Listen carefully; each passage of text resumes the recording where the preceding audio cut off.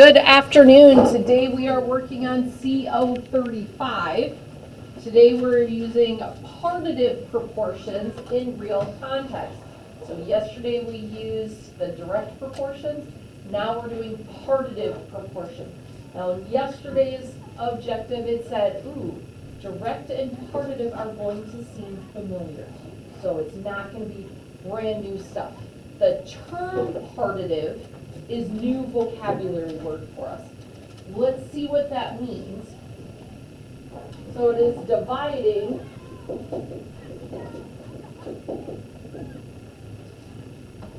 a whole into proportional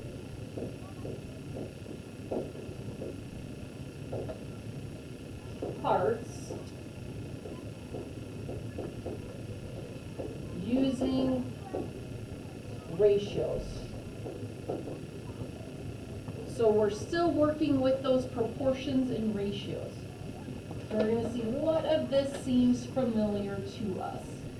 Partitive proportions are very similar to ratios from CO29, and your thought process should involve dividing the total into parts. So he's worked on one for us, so we can see what it means, what math we're going to have to do. So we have to divide 300 into groups with a ratio of 2 to 3. So we're going to think I'm dividing 300 into 5 parts, because we have 2 parts and we have 3 parts. So it's 5 parts total. So to do that, we would say 2n plus 3n equals 300. Then we're going to combine our like terms. 2n plus 3n is 5n equals 300. And then we're going to solve for the n.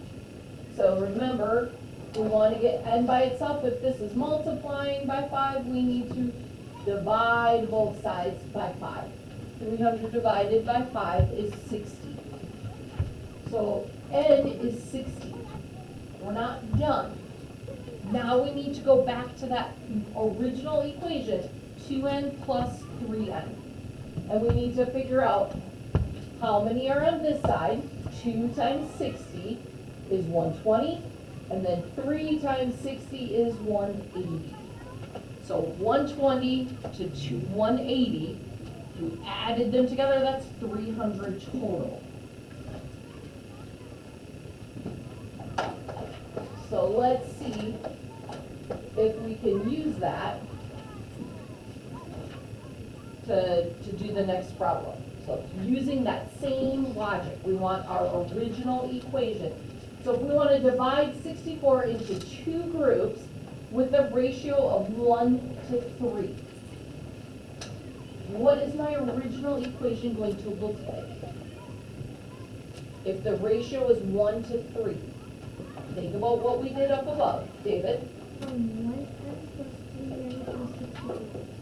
1n plus 3n equals 64. Oh, sorry, not 64. Did you say 64? That's not what he...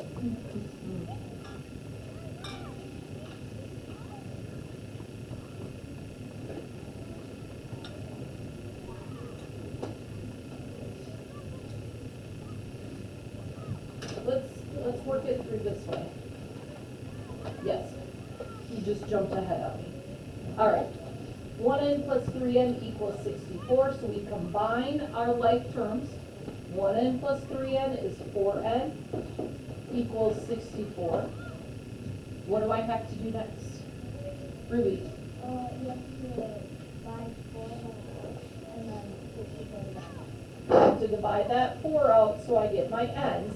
64 divided by 4 is 16. Now what do? I figured out what my n was.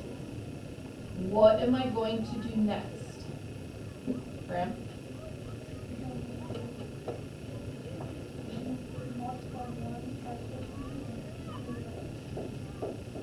1 times 16 plus 3 times 16, and that's gonna equal that 64, right?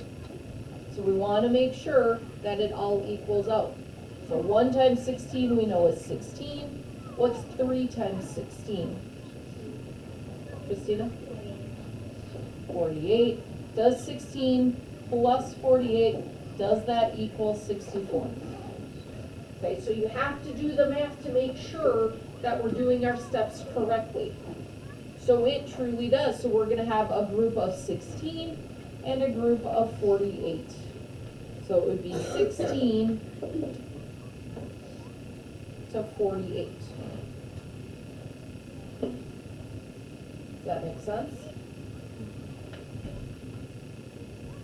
How are we feeling? Show me your thumbs. Okay, people are feeling very confident on this. So let's look at our second page. This first page is pretty basic. We're doing the same thing for each of these, except some of these say 3. Actually, you know what? Hold on. Go back. First page. What do I do if it says 3 groups? Now what do I do? What was that, LJ? Same thing, but instead of 2, we have 3 things. So we would have a ratio 4 to 5 to 6. We would have 4n plus 5n plus 6n. Okay, so it's the same concept, except we're just adding in another one that we have to make combine to those like terms. But it's the same thing. We just have 3 instead of 2. Same kind of math, nothing new there. Now let's look at our second page. Now we have word problems. Oh my goodness, it's a word problem. I have no idea how to do this. It's going to be the same thing. We just have to figure out what those ratios are. So a man raised $81,000 for his son's middle school and high school. For every $5 he gave the middle school, he gave $4 to the high school. How much did he give to each school? How do you think I'm going to figure this out?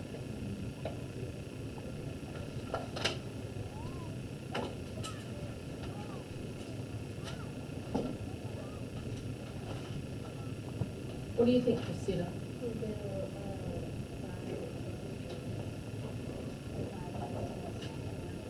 Yeah, if we have 5n plus 4n, that's going to equal our $81,000. So that's 9n equals $81,000. So n would equal $9,000. So then you plug that $9,000 in for your n, figure out how much he gave to the middle school, how much he gave to the high school. Does that make sense?